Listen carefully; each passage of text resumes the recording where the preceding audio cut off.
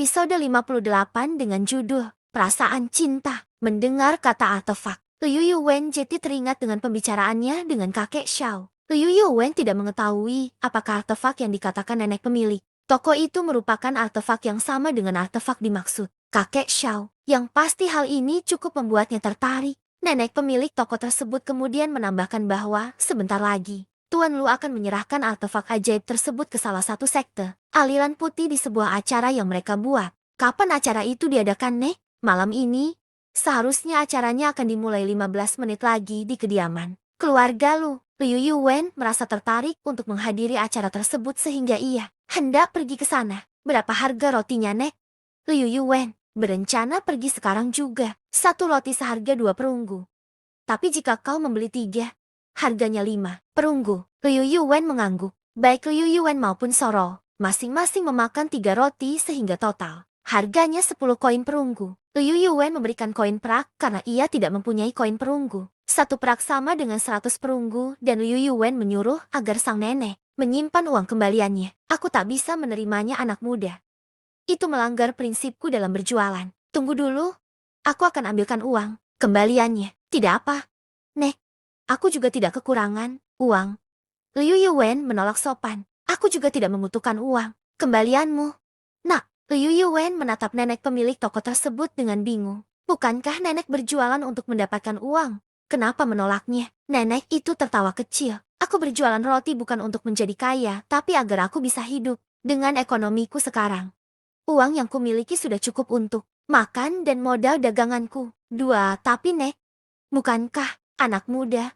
Untuk seusia diriku yang sudah tua, uang bukan lagi menjadi ketertarikan. Toh, menjadi kaya juga mereka tetap kenyang makan 2 atau 3 rotiku. Liu Yuwen membuka tutup mulutnya, ingin mengatakan sesuatu tetapi pada akhirnya, ia terdiam. Liu Yuwen tersenyum sebelum mengangguk. Nenek benar. Kaya atau miskin, pada akhirnya kami akan tetap kenyang makan 1 atau 2 piring. Liu Yuwen dan Soro sebenarnya kebingungan dengan cara berpikir nenek pemilik toko itu, namun mereka juga kagum karena apa yang dikatakan nenek tersebut memang benar dan jarang disadari oleh kebanyakan orang. Liu Yuwen akhirnya menerima kembalian 90 koin perunggu miliknya. Ia menyimpannya di balik jubah lalu berpamitan pada nenek tersebut. Keduanya kemudian pergi ke kediaman keluarga bangsawan Lu ini. Liu Yuwen sempat menyuruh agar Soro kembali ke penginapan karena malam semakin larut, namun gadis itu menolak. Berasalan ia juga ingin melihat artefak yang sering dikatakan gurunya. Liu Yuwen tidak memaksa keputusan Soro. Akhirnya keduanya pergi bersama-sama. Ini lebih ramai dari yang aku kira. Liu Yuwen mengelus dagunya. Saat Liu Yuwen dan Soro sampai, mereka mendapati ada antrian yang panjang di kediaman bangsawan tersebut. Hampir semua dari antrian itu merupakan kultivator yang bergabung di sebuah sekte. Liu Yuwen tak punya pilihan.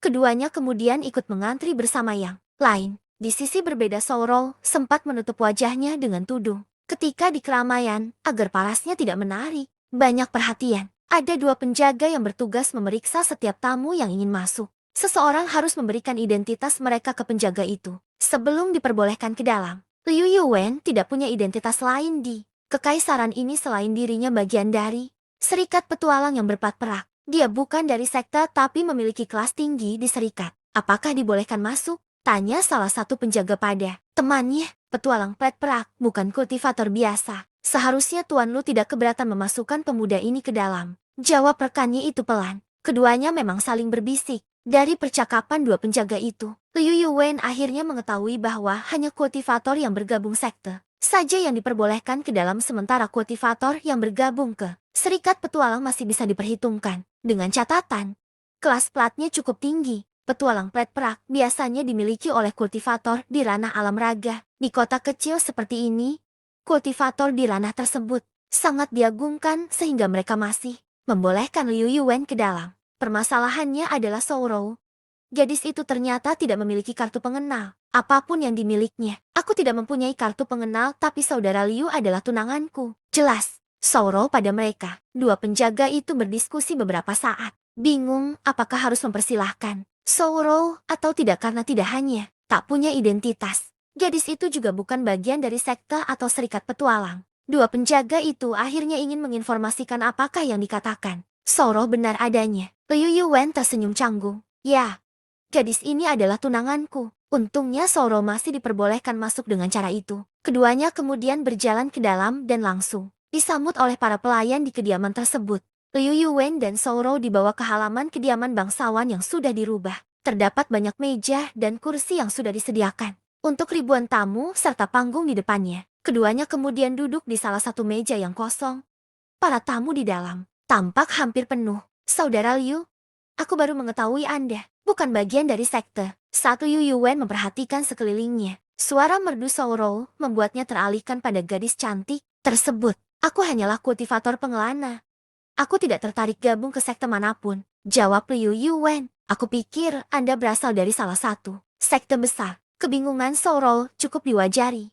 Kultivator yang berbakat biasanya muncul di sekte-sekte besar yang kaya akan sumber daya. Liu Yuwen yang ternyata bukan bagian dari sekte manapun jelas membuat gadis itu terkejut. Apakah nanti Anda ingin gabung ke sebuah sekte, saudara Liu? Tidak, maksudku Liu Gege. Liu Yuwen batuk pelan.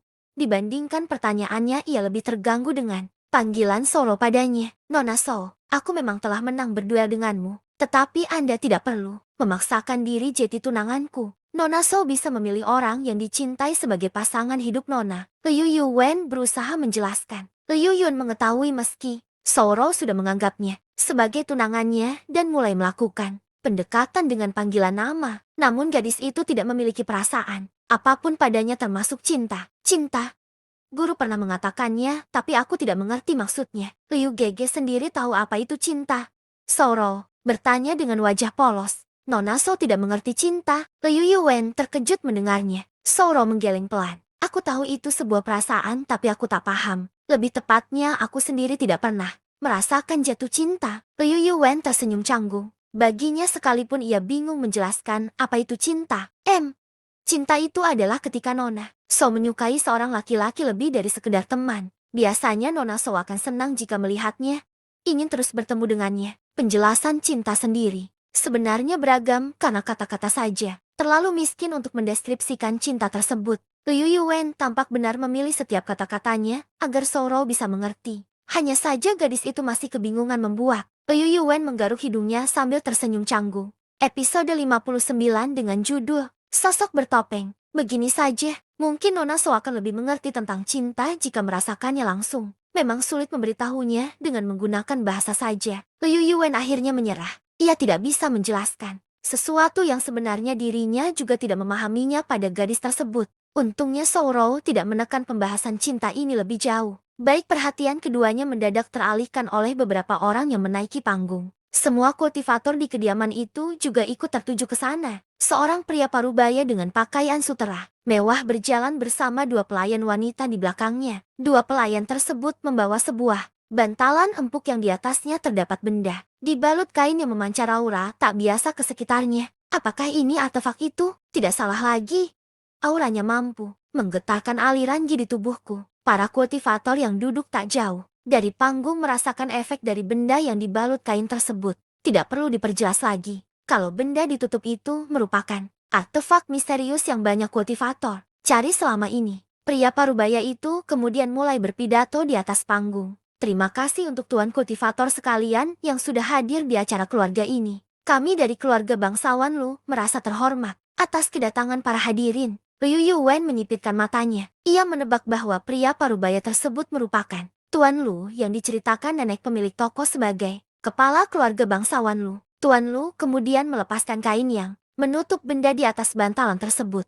Benar saja, benda itu merupakan potongan artefak yang dimaksud. Liu Gege, apa benar benda tersebut adalah artefak yang dikatakan guru? Tanya So Ro dari samping. Soro dan Liu Wen memang mendapatkan kursi yang jauh dari artefak itu, sehingga tidak bisa merasakan auranya secara jelas. Liu Yuwen mengangguk. Aku baru pertama kali melihatnya, tapi bisa aku pastikan potongan artefak itu bukan benda biasa. Liu Yuwen menghela nafas panjang. Sebenarnya benda semacam artefak ini pernah Liu Yuwen temui di kehidupan pertamanya, hanya sana dengan nama yang berbeda. Sejauh yang dia ingat, benda yang dapat memancarkan energi seperti ini memang banyak diperebutkan di dunia persilatan. Tidak heran kakek Shou mengatakan, artefak itu membuat dunia ini menjadi lebih kacau. Energi yang dilepaskannya mampu membantu meningkatkan kekuatan para kultivator dengan pesat. Liu Yuwen menggelengkan kepalanya pelan. Liu Yufan melihat Tuan Lu yang masih berbicara di depan panggung. Pria parubaya itu terlihat tenang sambil menjelaskan niat dan maksudnya. Membuat acara seperti ini,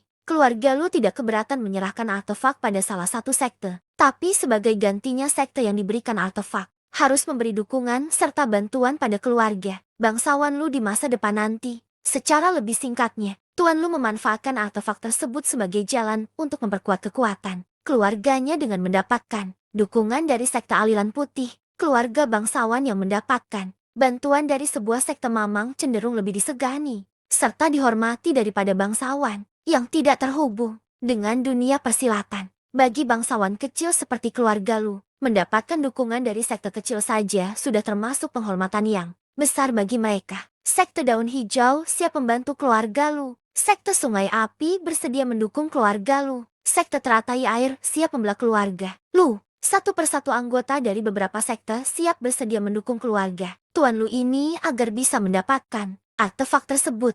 Hampir semua sekte yang dilontarkan merupakan sekte-sekte kecil yang tak jauh dari kota ini. Mereka saling bersahutan, mempromosikan sekte mereka masing-masing. Di tengah keriuhan itu, tiba-tiba sebuah aura hebat terpancar ke sekitarnya, membuat keributan itu segera mereda. Seorang pria tua kemudian berdiri. Dia adalah orang yang memancarkan aura kuat tersebut. Liu Gege.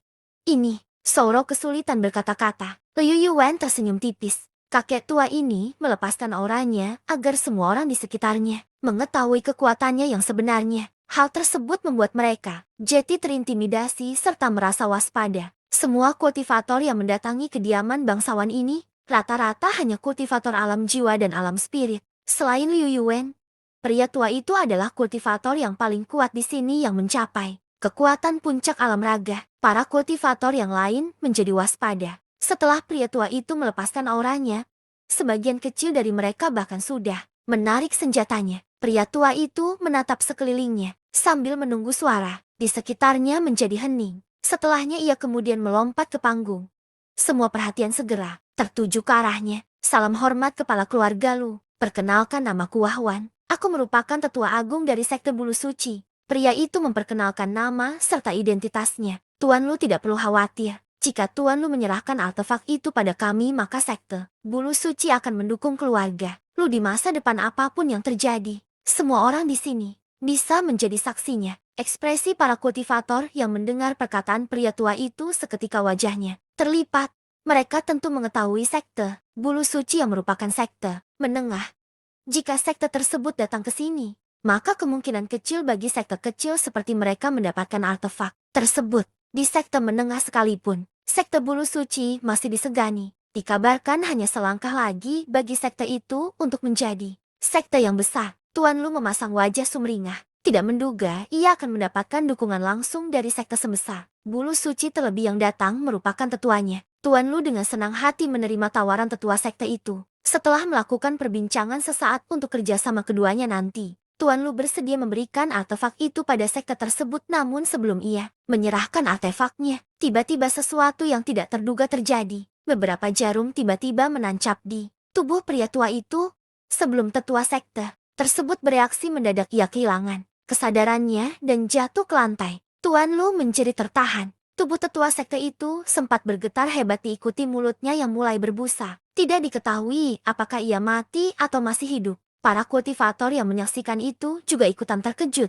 Namun sebelum mereka mengetahui situasinya lebih jauh, puluhan jarum sudah menusuk di sebagian dari mereka. Dalam waktu singkat, puluhan kultivator kembali berjatuhan ke tanah. Membutuhkan waktu setengah menit untuk mereka mengetahui kalau adanya sebuah serangan. Dari atas atap, sudah ada ratusan sosok bertopeng berdiri dan mengepung mereka. Sosok bertopeng itu melepaskan jarum yang ada di sela jari-jarinya pada semua kultivator yang hadir di acara itu. Serangan, ada serangan, bersiaplah.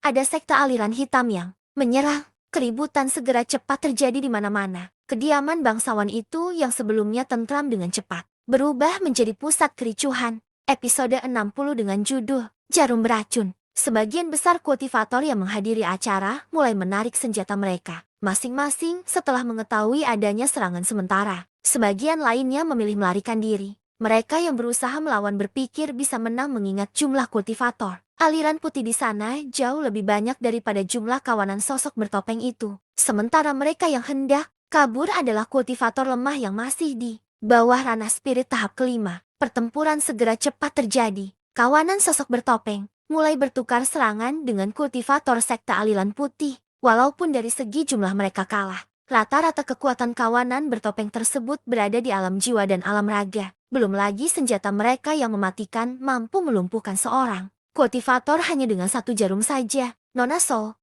apakah Anda baik-baik saja? Di antara kericuhan tersebut, Liu Yuwen berusaha melindungi Soro dari serangan jarum-jarum tersebut.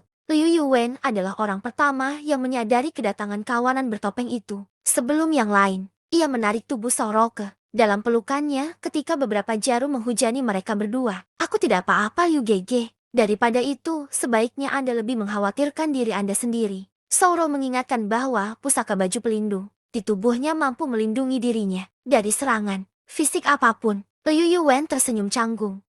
Ia benar-benar melupakan fakta tersebut.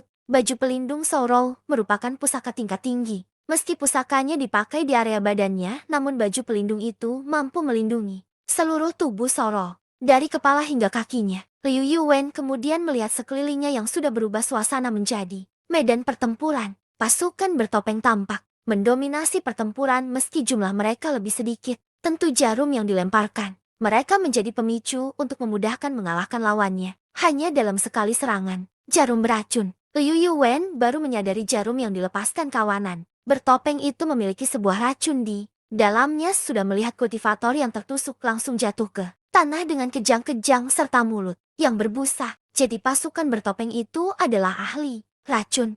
Ekspresi Liu Yuwen memburu. Kultivator yang menguasai seni racun adalah sosok lawan paling merepotkan yang banyak kultivator hadapi. Seorang ahli racun cenderung lebih unggul ketika mengalahkan lawannya yang setara atau berada di atas kekuatannya. Selama racun mereka sudah masuk ke dalam tubuh musuhnya, Liu Yuwen yang dulu mungkin tidak perlu khawatir soal racun, karena tubuhnya sudah memiliki antibodi kuat sehingga sebagian besar racun bisa dinetralisir tubuhnya. Namun untuk sekarang, Liu Yuwen merasa tidak yakin bisa demikian. Nona Soul, apa Anda bisa pergi dari sini? Tempat ini sudah sangat berbahaya untukmu. Liu Yuwen memperingatkan. Aku sudah melakukannya jika bisa Liu Gege. Tapi kediaman bangsawan ini sudah dikepung musuh. Tidak mudah bagi kita untuk keluar. Liu Yuwen tersenyum tipis. Perkataan Soul Ro memang benar. Saat Liu Yuwen ingin membalas perkataan gadis itu, tiba-tiba beberapa jarum ada yang tertuju ke arahnya. Liu Yuwen menggeser sedikit tubuhnya untuk menghindari jarum-jarum tersebut. Meski kecil dan hampir tak terlihat oleh gelapnya malam, Liu Yuwen nyatanya masih bisa melihat jarum itu yang bergerak lambat di matanya. Belasan jarum kembali dilemparkan. Kali ini tidak hanya diarahkan pada Liu Yuwen tetapi Soro juga. Liu Yuwen kembali menghindarinya dengan gerakan seminimal mungkin, sementara jarum-jarum yang tertuju pada Soro semuanya terpental ketika hendak mengenai kulit gadis itu. Apa-apaan dua anak muda itu? Dia menghindari serangan kita. Salah satunya bisa menghindari jarum, lalu gadis yang bersamanya tidak bisa ditembus oleh jarum kita. Empat sosok bertopeng sedang bergerak ke arah Liu Yuwen dan Soro berada sambil melemparkan jarum. Mereka menjadi terkejut ketika menyadari kedua remaja itu tidak bisa dilumpuhkan dengan mudah seperti kebanyakan kultivator di sini. Kedua anak muda ini bisa menghindari jarum kita, tetapi bagaimana dengan jumlah yang lebih banyak? Berbeda dengan sebelumnya, empat sosok bertopeng itu melepaskan puluhan jarum secara bersamaan. Dengan jumlah jarum sebanyak itu, sulit bagi Liu Yuwen menghindari seluruhnya. Namun Liu Yuwen tak berencana untuk menghindari mereka. Ia menendang meja di depannya ke arah jarum-jarum itu, membuat mereka jadi tertancap di sana. Anak ini, empat sosok bertopeng yang menyerang Liu Yuwen terkejut dengan tindakan pemuda tersebut. Liu Yuwen mengeluarkan koin perunggu yang merupakan uang kembalian dari nenek pemilik toko roti sebelumnya. Dengan koin yang sama, Liu Yuwen mengalirkan di padanya sebelum menembakkan ke salah satu sosok bertopeng tersebut. Koin itu melesat cepat bagai anak panah dan langsung menembus kening sosok bertopeng tersebut hingga ia kehilangan nyawanya. Apa?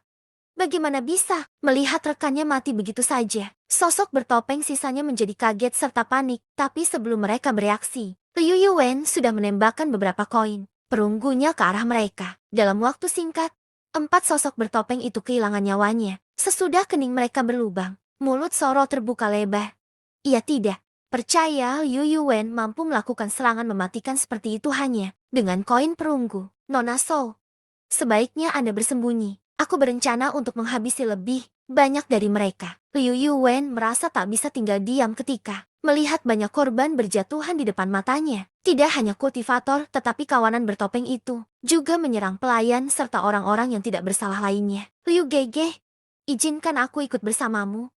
Aku bisa menghadapi mereka dengan ilmu tangan kosongku. Liu Yuwen menaikkan alisnya. Sebenarnya keadaan Sorrow yang masih tenang dalam situasi seperti ini cukup mengherankan. Kini gadis itu meminta terlibat dalam pertempuran. Jika ingin di sini maka tetaplah bersamaku. Liu Yuwen tak bisa berbicara lebih lama. Dalam pertempuran seperti ini setiap detiknya amat berharga. Liu Yuwen mulai bergerak dan mengeluarkan lebih banyak koin perunggu di balik jubahnya. Sementara Sorrow mengikutinya dari belakang. Liu Yuwen kembali menembakkan koin di tengah pertempuran antara sekte aliran putih dan kawanan bertopeng itu. Satu tembakan cukup satu nyawa melayang. Liu Yuwen mampu menghabisi lawannya dalam sekali serangan. Tanpa pihak kawanan bertopeng itu sadari, pihak mereka berkurang secara signifikan. Seiring berjalannya pertempuran, mungkin karena pertempuran tersebut cukup besar dan dilakukan di malam yang gelap, membuat mereka terlambat menyadari kejadian tersebut. Ketika jumlah mereka hampir berkurang separuhnya, barulah kawanan bertopeng itu menyadari ada sesuatu yang janggal. Tidak menemukan waktu lama untuk mereka menyadari adanya peranan Liu Yuwen. Anak muda itu menembakkan sesuatu pada rekan-rekan kita. Habisi dia segera, seru salah satu sosok bertopeng sambil menunjuk Liu Yuwen. Ia melihat aksi pemuda itu yang menembakkan koin ke kawanannya. Teriakan itu membuat perhatian kawanan bertopeng yang lain jadi tertuju ke arah Liu Yuwen dan Sorrow. Liu Yuwen berdecak pelan. Sebenarnya ia ingin membunuh mereka lebih banyak sebelum tersadari. Namun ternyata mereka cukup teliti di situasi seperti ini. Sampai jumpa dan tunggu kelanjutannya.